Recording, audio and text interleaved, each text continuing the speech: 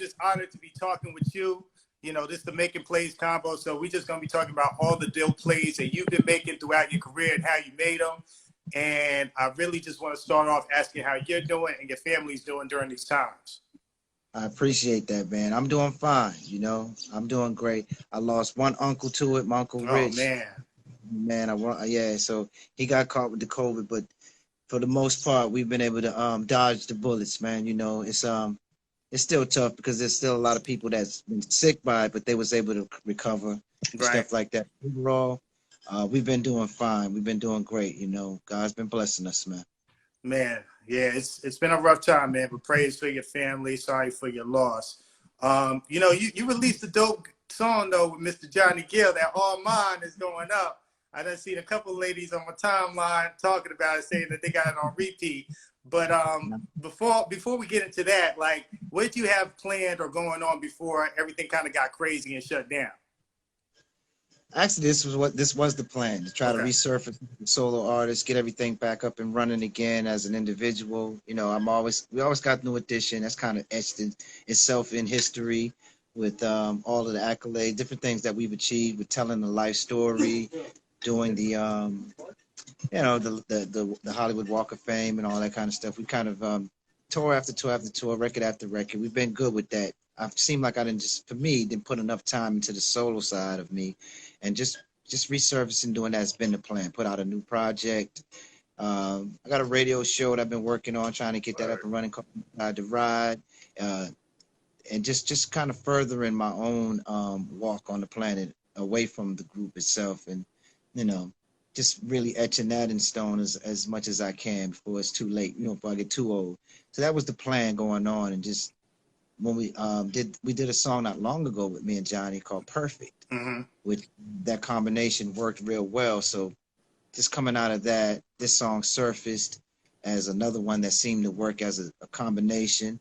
So we put it together, man, and then dropped it out there, and it seemed like everybody seems to like it. Yeah, it's a great song. I mean, it sounds really, really, really good. It sounds modern too, and like you said, you guys have that chemistry. So it's been a minute since you released a solo song. Why now?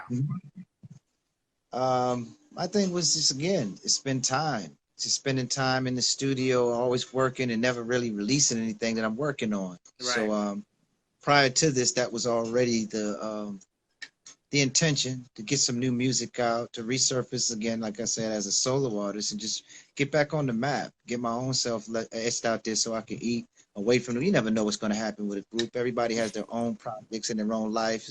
You don't know if they're going to never do it again one day, and we're all getting up there in that age. I don't know if they want to rock, or if, that's not been the intention. Everybody's still ready to rock, but you don't know what might happen at this point in life. So it's like, let me get my own thing going, as they all have. Everybody has that backup in case if nothing ever happens with this again, they can still eat. You know what I mean? So my intentions was to get out here and make sure that I could feed my family and I could feed myself throughout the years, regardless of what's going on with that. So being so dedicated to New Edition, and just really, I guess, putting more of my life and my focus on that throughout the years, it's just left a lot of room for me to not left a lot of room for me to do things on my own. So with all this break and with all the time in between, it just felt like a good time to get back out here. And I tell you, one of the main things was my big brother, Johnny Gill. Yeah. And he said, man, what are you doing, man? Everybody's out here rocking. Everybody got their own thing up and running and doing their thing. And you just kind of sitting in limbo, man. We got to stop that. So watching him do his thing was motivation, and then him actually coming at me that way became like he was my motivator as well. Saying, okay, bro, what you gonna do? Right. And it just brought to light to me, like, okay, you right, man. I'm sitting around a little too long on this, like taking it all for granted. Like, New Edition is always gonna be there. We're always gonna have that lane. Let me get out here and open up this RT lane. Yeah. And so it just felt like the timing was right to do it. Like I said, the song definitely sounds good. How did it come together? What was the creative process behind it? Who produced it? Take us through that. The process, actually, the song was being submitted to Johnny as a song for his album. That was something that was brought to him And when he said when he heard, he said, "It sounds like my brother. This sounds like RT, man. Like something that he would sound good on." So Yeah. he sent me the track. I vibed with it, and I said, "Okay, it does sound like something that I would do, and or on a New Edition record." So I said, "Let me go ahead and cut it." So I went by his house, and we cut the song about 3 or 4 hours. I was out of there. A few days later, he sent me the song back with me on it, kind of slightly mixed, and him on it, slightly mixed. And I just felt like it was, yeah, that's it. That's that Yeah. combo. That's right there. That it sounded like we wasn't trying to be new, wasn't trying to keep up with the youngsters and all that. We were staying true to our era and our lane, but at the same time, it had a vibe and enough the way it was produced. It had enough of that newness to felt like it could work now. It had a combination of now and then that I thought was perfect to reintroduce myself back to the public. And again, coming off the Perfect joint, Yeah. it just felt like swapping roles. Now I was the feature on his joint, but he was doing the lead. We swapped roles where I did the lead and he was featured on it. We keep that combo going while people was feeling it. Absolutely, man. Well, are we going to get more of that? Are we going to get more songs this year from you, or a combination of you and Mr. Gill? Absolutely, man. I know for me, we're in there working in the lab now, trying to finish it up. I've been working with everybody that I've traditionally worked with, Okay. and from Flight Time, Jimmy Jam and Terry Lewis, Oh, trying to wow. get some of that vibe. Yeah, we got to try to go in there. Yeah, I always felt like those guys just know me. Yeah. They kind of, with the Heartbreak album, they kind of reinvented my style and who I was to the public and helped me grow out of the bubblegum sound, the Candy Girl, Popcorn, the real young sound into the man style that I was known for. And so to go to them for some traditional stuff, it only felt right. It only feels, I don't even want to do an album. It feels like if they're not a part of it, because they just help put together. They just know me, put it that way. They know my style, they know my flavor, they know how to produce me very well. Yeah. So even them involved. Tim Kelly, I'm talking to him now about putting some stuff together. He's with Tim and Bob for years, and he's just had hit after hit after hit. Babyface, sitting down trying to get him involved with it. Yeah. Just a traditional album, and then try to do some sneak collabos in there with some of the new and some of the old casts. I'd love to work with a few casts. I've been talking about it and trying to reach out to cats like The Weeknd and Drake and see if I can do some of that stuff. I'd love to have my brother LL on there doing some stuff with me. Crazy. Just to have fun things on the album that makes the project one of those things that's unique. Everybody can't pull this type of album off. So Yeah. I want to do those kind of things. And of course, working with Johnny is always a pleasure. So if we get a couple more, one more, so that me and him collaborate on and kind of do a traditional Can You Stand the Rain type vibe that we did with would be fun. It's making the album fun, man. Something when you finish listening to it, you felt like you heard something that you can't hear all the time. That's the intention. That sounds like it's going to be an incredible project. So I want to ask you this. Obviously, the New Edition biopic was huge. And not only did it re-engage like older fans like myself who knew about you guys before, but it introduced you and New Edition to a whole new generation. So do you find that more people are reaching out to you as far as wanting to collab and wanting to work with you as far as on your new music? Actually, I haven't really heard anybody reach out yet. They're starting to. The song is starting to chart and it's moving around back on the scene because nobody knows what I was doing. So right. After that, they don't know if I'm doing a project or if they should reach out to New Edition to do something with them or collaborate. Most of that stuff was being reached out to for the group. But as they're seeing me moving around more and more now and resurfacing with the All Mine single and all that stuff, and it's doing well. The fact that it's doing well, I'm getting a lot of calls now about people saying, okay, man, can I do something on that project? Or let me do I just got a call earlier today from my man, Ninth Wonder. He wants to remix All Mine. Yeah, that's like my one of my musical heroes, man. I've been listening to my playlist in a big way. I love his style. And he just reached out to a friend of mine, Lavelle Morton, and he said, yo, man, can you get RT on the phone and see if we can put together something where I can put together the remix on that All Mine. And I was telling the man, I'm gonna give you that. That's a done deal. But I want to see if you got something from scratch, because I just love his style overall, man. That'd be a nice pleasant to have his sound on this album as well. So I'm just reaching around trying to find the best of the best ofs, man. But yeah, people are starting to call me and reach out to see if they can add something to what I'm doing, man, and make it special. That's amazing. You and Ninth Wonder. Oof. I can't wait for that one. That's gonna be lit right there. Crazy, man. That's what I was feeling, man. I Yeah. was like crazy. And what's funny is the way it came about. I was just on the phone probably about an hour ago. I was talking to the owner of the company, the company that me and Johnny signed our labels to, Yeah. to distribute Record All Mine, CV, Claude. And he I was telling him, say, Claude, we need to do some sort of remix to the song. You know, they add a new energy, just keep it the vibe going out there, maybe some unplugged, just giving different vibes of how to do it. And while I'm talking to him, Vel's hitting me up on the phone. He's calling on the other line, like, RT, but I couldn't pick up because I was talking to the president of the company, Yeah. you know? So I'm gonna hit him right back. Before I can get off the phone, he left a message saying Ninth Wonder wanted to hook up and do a remix. So I was like, man, look at how God works. It's just one of those things, man. And right now it feels good. The timing on everything's good. I just feel like it's my time to get out here and do what I'm doing, man. Absolutely. You brought up that Can You Stand the Rain vibe with you and Johnny that you're going for on some of these future songs. And it's so crazy because, like, I'm gonna just give you a quick story. Can You Stand the Rain is probably my favorite song by New Edition. While I pledged Kappa, and while we was online, the Big Brothers made us sing that song every night. So that song has a special place in my heart. What are your top 3 songs that you enjoy performing still? I love performing If It Isn't Love. Okay. I love performing Can You Stand the Rain? And these because of the reactions that we get from the crowd. When If It Isn't Love comes on and that drum roll comes on, the crowd rumbles, we get hype about doing the routine to it, and everybody's in the audience literally doing the dance steps with us as we're rocking it. Yeah. So it's always, Can You Stand the Rain gets that same kind of a reaction. When that song comes on, everybody stands up. It's like one of those records that was just a huge record and a big part of people's lives. So when it comes on, they're up and it's swaying and it's singing to the song. So it just feels good to hit that.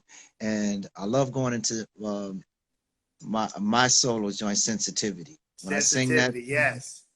Yeah, when I hit that, I just feel like, okay, I just turned on that RT swag I put on with the shirt blowing in the wind. I'm opening up my joint, showing the abs a little bit if they're in shape. If I'm not in shape, I'm not opening up the shirt. But if I know I've cut out, I got my stuff together right then, I'm just putting on that whole vibe, and it just always feels good. So those would be my top 3 to perform, honestly. Man, those are the 3 right there. I think my sleeper pick would be Yo Baby Yo. Woo, man. Yeah. Yo Baby. That's fun to sing too, man. Yeah. The fact that it was on the soundtrack and never really released in a way that felt like, to me, it was pushed in a way that was an RT single. This was something that was for me that I'm putting out. I sleep on that as well, but I make sure I do it in the solo concert. I got to do Yo Baby. It's one of my favorites. That was from that was written by the Tony wrote that joint for me. Yeah. Did you perform that like a House Party 2 or something like that? Yeah, exactly. It was in the soundtrack for House Party 2. Yeah. I remember. Listen, you on it, man. That's right. I'm on it. I told you I'm a fan, man. Get him, baby. That's right.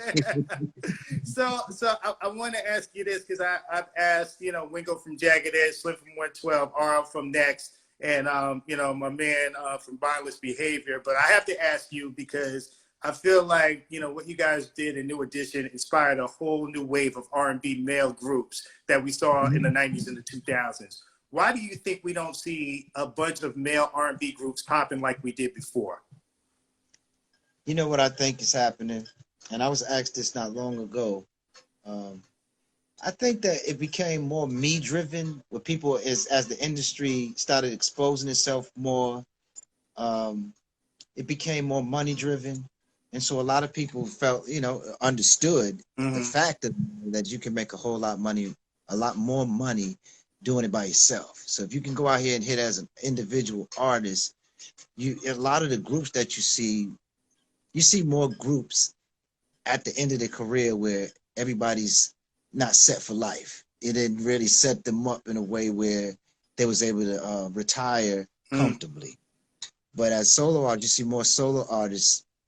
They were able to retire more comfortably. So I think it kind of pushed people more toward just getting out there on their own, and that way where and I think at one point it was becoming so saturated, you know, and as into the game, it was more of a one-on-one thing than it was groups. There was, you know, the Wu-Tang, you had groups, Yeah, but yeah, then yeah. it became more individually driven. So making the money side of it was a big factor. The oversaturation of the boy band thing for a minute, I think people wanted something else. So they kind of gravitated toward just doing a more of a doing me thing. And I think that was actually a sign of the times. Everybody was talking about doing me. I'm gonna get mine. I'm gonna Yeah. this, that, and it kind of lent toward everybody starting to do things by themselves rather than joining groups, having to split money and all this stuff up amongst a bunch of people. Um, but overall, I think those are probably my main things. At the end of the day, I think time actually, you know how things always recircle, they circle back around. So as all of this doing me and getting mine and just the creativity of just seeing one person on stage versus these different personalities being a part of something and making each one of those individual personalities something that everybody can look at and gravitate. It'll come back around to trying to see everybody doing that cohesive thing again, where you have more artists. It's the same thing with bands. You don't see Yeah, a lot of yeah. bands with the Earth, Wind, and Fires and Mm-hmm. groups that used to come out, Lakesides, you know, Confunction. There was a thing that back in the days was big when you Yeah. came out.